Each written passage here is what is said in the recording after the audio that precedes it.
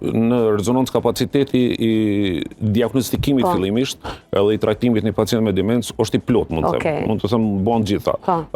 Për të diagnostikuar një demencë, fillimisht fillohet me shejat, me simptomat e cilët i përmendëm pak më radh, me simptomat e harresës. Edhe kur një pacient vjen me këto simptoma, na fillojmë procedurat e diagnostikimit. Çka duhet bëhet në këto raste janë analizat laboratorike, të cilat janë rutinore, ne kemi disa laboratore me të cilat funksionojmë. Mas kësaj vjen imazheria, konkretisht rezonanca magnetike. E kokës. Rezonanca magnetike e kokës, normal. Rezonanca magnetike e kokës, edhe këtu i kemi 2 rezonanca, një po i kemi 2. Edhe në rezonancë magnetike shpeshherë i gjejmë arsyet e demencës. Shpeshherë kur pacientat janë me demencë, kur i realizojmë një rezonancë magnetike, vrejmë që truri ka hup masën e vet, është atrofu.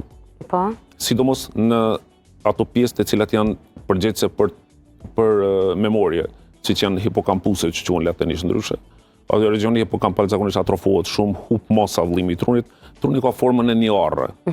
Nganjëherë kur e them arrën, gjithë kemi pas atë përvojë, besoj, që kur e them një arë, arra delsi e zbrast, nuk është e mbushur.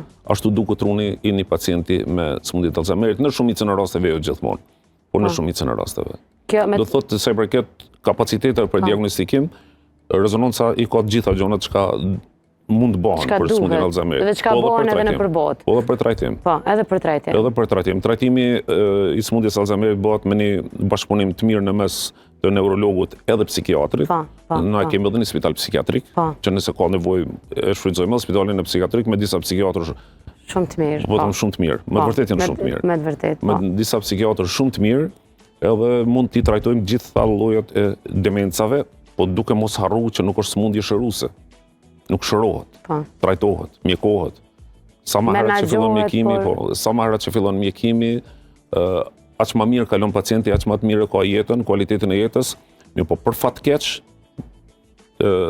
nuk shërohet. Para se më pyet veç po tregoj që për fat keq shumë vonesë vijnë pacientët me sëmundje të Alzheimerit.